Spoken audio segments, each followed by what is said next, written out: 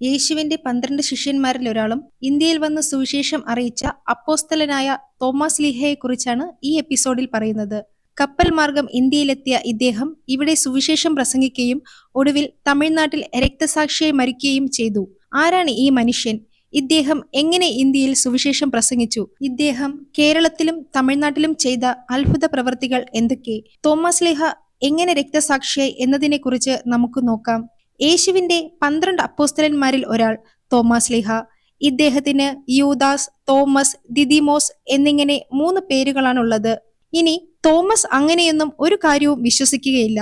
എല്ലാം നേരിട്ട് കണ്ട് ബോധ്യമായാൽ മാത്രമേ വിശ്വസിക്കുകയുള്ളൂ.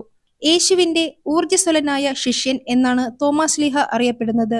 തോമസ് അപ്പോസ്തലനെ കുറിച്ച് പരിമിതമായി മാത്രമേ ബൈബിളിൽ പരാമർശനമുള്ളൂ. യോഹന്നാന്റെ സുവിശേഷത്തിൽ മാത്രമാണ് തോമസ് ഒരു പ്രധാന കഥാപാത്രമായിരിക്കുന്നത്. തോമസ് ഗലീലിയക്കാരനാണ്. അദ്ദേഹം ആദ്യം ചെയ്തിരുന്ന ജോലി മരപ്പണിയായിരുന്നു. പിന്നീട് മീൻ പിടിക്കുന്ന ജോലി ചെയ്തു. തോമസ് തന്റെ 29-ാം വയസ്സിൽ ഫിലിപ്പ് മുഖാന്തരം യേശുവിനെ കുറിച്ച് അറിഞ്ഞു.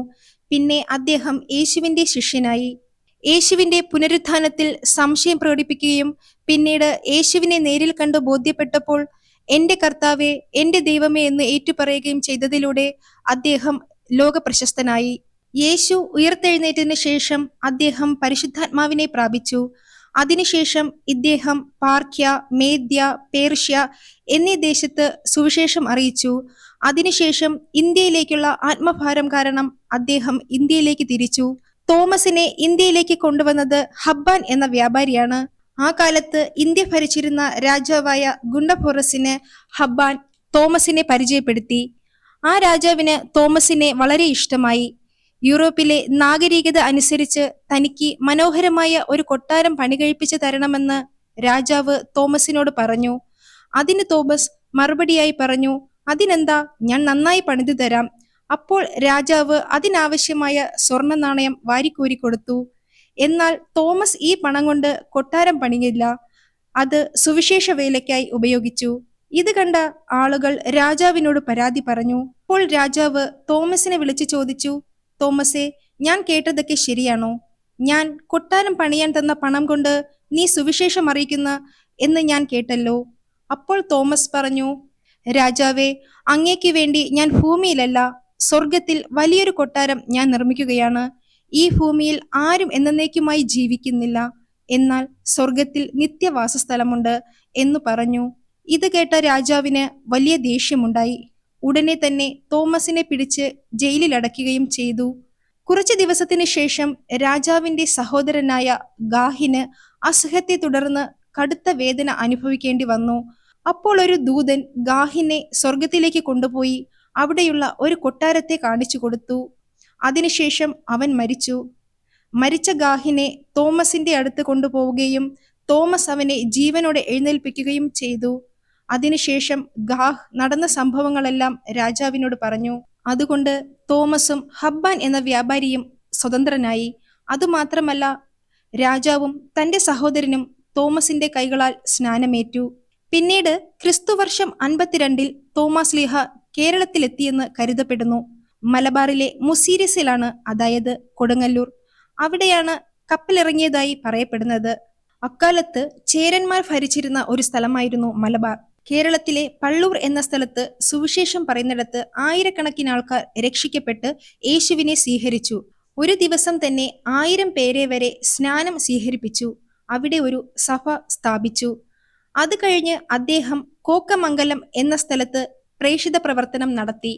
അത് കഴിഞ്ഞ് നിരണത്ത് സുവിശേഷം പ്രസംഗിക്കുകയും അവിടെ ക്രിസ്ത്യൻ സമൂഹത്തിന്റെ വളർച്ച വലുതാവുകയും ചെയ്തു. അത് കഴിഞ്ഞ് പാലയൂർ, അവിടെയാണ് ബ്രാഹ്മണ കുടുംബങ്ങൾ വിശ്വാസം സ്വീകരിച്ച ഇടം എന്ന് പറയുന്നത്. അത് കഴിഞ്ഞ് കോട്ടയ്ക്കാവ് വ്യാപാര കേന്ദ്രങ്ങളിലെ സുവിശേഷ പ്രചരണം നടന്നത്. അത് കഴിഞ്ഞ് നിലയ്ക്കൽ, മലയോര മേഖലകളിലെ തമിഴ് മലയാളി വ്യാപാരികൾക്കിടയിലെ വിശ്വാസത്തിന്റെ വളർച്ച. അത് കഴിഞ്ഞ് കൊല്ലം, തെക്കൻ കേന്ദ്രമായ കൊല്ലത്ത് വന്ന് യേശുവിനെ സ്വീകരിച്ച 1400 പേർക്ക് സ്നാനം നൽകി. അത് കഴിഞ്ഞ് മലബാറിന് തെക്കേ വശത്ത് തിരുവിതാംകോട് എന്ന സ്ഥലത്ത് സുവിശേഷം പ്രസംഗിച്ചു. അവിടെ ഭരിച്ചിരുന്ന രാജാവിനെ മാനസാന്തരത്തിലേക്ക് നയിച്ചു. അദ്ദേഹത്തിന് അന്ത്രയോസ് എന്നു പേരിട്ടു എന്നും പറയപ്പെടുന്നു. അതുമാത്രമല്ല, രാജാവിന്റെ മരുമകനെ ഒരു ഗുരുവായി അഭിഷേകം ചെയ്ത് മരുമകന്റെ കയ്യിൽ സഭയെ ഏൽപ്പിച്ചു എന്നും പറയപ്പെടുന്നു. ആ കാലത്ത് കന്യാകുമാരി കേരളത്തിന്റെ ഒരു ഭാഗമായിരുന്നു. തോമസ് ഇങ്ങേയറ്റത്തുള്ള കന്യാകുമാരി വരെ സുവിശേഷം അറിയിച്ചു. ഒരിക്കൽ അദ്ദേഹം തൃശൂർ ജില്ലയിലെ ചാവക്കാടിനടുത്തുള്ള പാലയൂർ എന്ന ഗ്രാമത്തിലെത്തി. അവിടെ ഒരു വലിയ തടാകത്തിന് ചുറ്റും ഒരു കൂട്ടം ബ്രാഹ്മണർ പ്രാർത്ഥിച്ചു കൊണ്ടിരിക്കുന്നത് തോമസ് കണ്ടു. അവർ തടാകത്തിലെ വെള്ളം മുകളിലോട്ട് എറിയുകയായിരുന്നു. എന്നാൽ ഓരോ തവണ വെള്ളം ഉയരുമ്പോഴും അത് തിരികെ തടാകത്തിലേക്ക് തന്നെ പതിച്ചു. ഇത് കണ്ട് തോമസ് അവരോട് ചോദിച്ചു, നിങ്ങൾ എന്തിനാണ് ഈ ജലം മുകളിലേക്ക് എറിയുന്നത്? അപ്പോൾ അവർ പറഞ്ഞു, ഞങ്ങളിത് സൂര്യഭഗവാന് അർപ്പിക്കുകയാണ്, അദ്ദേഹം ഇത് സ്വീകരിക്കുമെന്ന്. അപ്പോൾ തോമസ് സൗമ്യനായി പറഞ്ഞു, നിങ്ങളുടെ ഭഗവാൻ ഇത് സ്വീകരിക്കുന്നുണ്ടെങ്കിൽ ആ വെള്ളം തിരികെ താഴേക്ക് വീഴാൻ പാടില്ലല്ലോ, അത് വായുവിൽ തങ്ങി നിൽക്കേണ്ടതല്ലയോ? ഇത് കേട്ട് ബ്രാഹ്മണർ വെല്ലുവിളിയോടെ ചോദിച്ചു, അങ്ങയുടെ ദൈവത്തിന് അത് സാധിക്കുമോ എന്ന്. ഉടൻ തന്നെ തോമസ് തടാകത്തിലേക്ക് ഇറങ്ങി കണ്ണുകളടച്ച് തന്റെ കർത്താവായ യേശുവിനോട് പ്രാർത്ഥിച്ചു. തുടർന്ന് അദ്ദേഹം ഒരു കൈക്കുമ്പിൽ വെള്ളം കോരി ആകാശത്തേക്ക് എറിഞ്ഞു.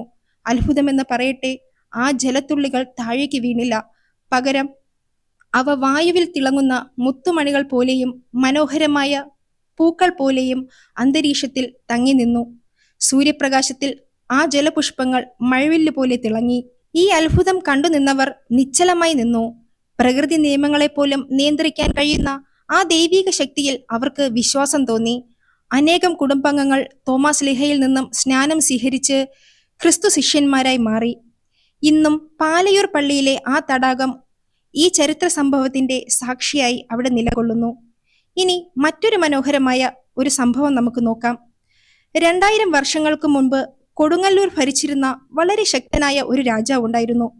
ഒരിക്കൽ തന്റെ കൊട്ടാരത്തിലെ നിർമ്മാണത്തിനായി കടലിലൂടെ ഒഴുകി വന്ന ഒരു കൂറ്റൻ മരത്തടി രാജാവിന് ലഭിച്ചു. എന്നാൽ ആ മരത്തടി കരയിലേക്ക് വലിച്ചു കയറ്റുക എന്നത് അസാധ്യമായ ഒരു കാര്യമായിരുന്നു. രാജാവ് തന്റെ രാജ്യത്തെ ഏറ്റവും കരുത്തരായ ആനകളെയും 100 കണക്കിന് ആളുകളെയും കൊണ്ടുവന്നു. അവർ ആഞ്ഞു പിടിച്ചു വലിച്ചു. പക്ഷേ മരത്തടി 1 ഇഞ്ച് പോലും അനങ്ങിയില്ല. രാജാവ് നിരാശനായി നിൽക്കുമ്പോഴാണ് തോമസ് അവിടെ എത്തിയത്.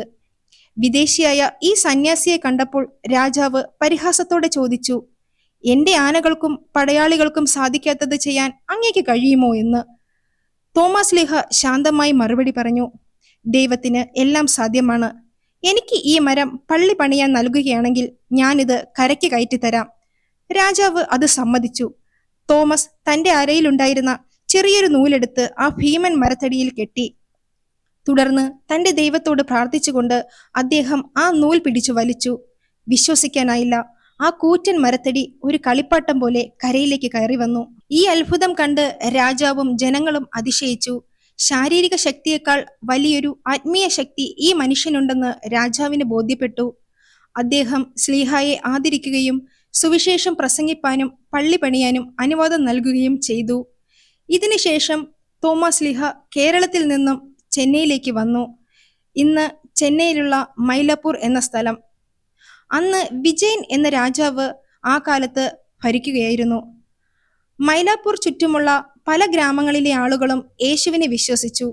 ഇത് കണ്ട് അസൂയപ്പെട്ട ഒരു പൂജാരി തന്റെ മകൻ മരിച്ചപ്പോൾ ആ മകനെ കുഴിച്ചിട്ട ശേഷം എന്റെ മകനെ തോമസ് കൊന്നുവെന്ന് കുറ്റപ്പെടുത്തുകയും ചെയ്തു. എന്നാൽ തോമസ് ഒട്ടും ഭയന്നില്ല.